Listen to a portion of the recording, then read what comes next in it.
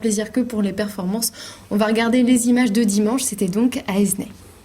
Attention, c'est parti! Pour cette deuxième manche du challenge Yves Cugnot, la boue est au rendez-vous, mais le mauvais temps n'a pas découragé le public venu nombreux pour le spectacle. Une première édition qui est donc déjà une réussite. Il y a vraiment des circuits comme ici à Aisne, c'est vraiment un circuit professionnel. Donc c'est bien pour les coureurs, ils vont être dégueulasses, c'est super. Donc pour moi, c'est pour le premier challenge, je pense que ça m'obligera à continuer parce que c'était vraiment bon.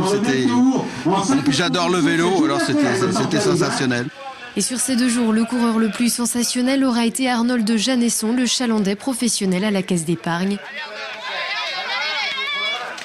Après avoir nettement dominé l'épreuve du Poiré-sur-Vie, il a distancé en quelques minutes ses concurrents sur le circuit d'Aisne et s'impose sans problème, une victoire qu'il a construite dès le samedi. Hier, c'est très important pour que les autres soient un peu démoralisés. Après, aujourd'hui, c'était un peu plus facile du coup. Ils savaient que j'étais plus fort. Donc, il fallait juste gérer puis attaquer au bon moment. Ça a marché, donc c'était parfait.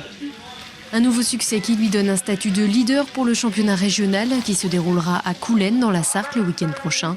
Pour les autres professionnels engagés dans ce cyclocross, l'objectif n'était pas vraiment le résultat, mais plutôt de faire plaisir au public. C'est le cas d'Anthony Charteau, initiateur de cette course.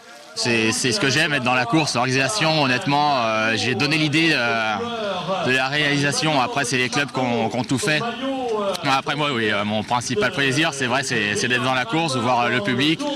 Hier au Poiré, on voyait tous les gens qui étaient super contents de me voir. C'était vraiment beaucoup de plaisir. Quand on est coureur professionnel, le mois de novembre, c'est quand même le mois un peu de repos.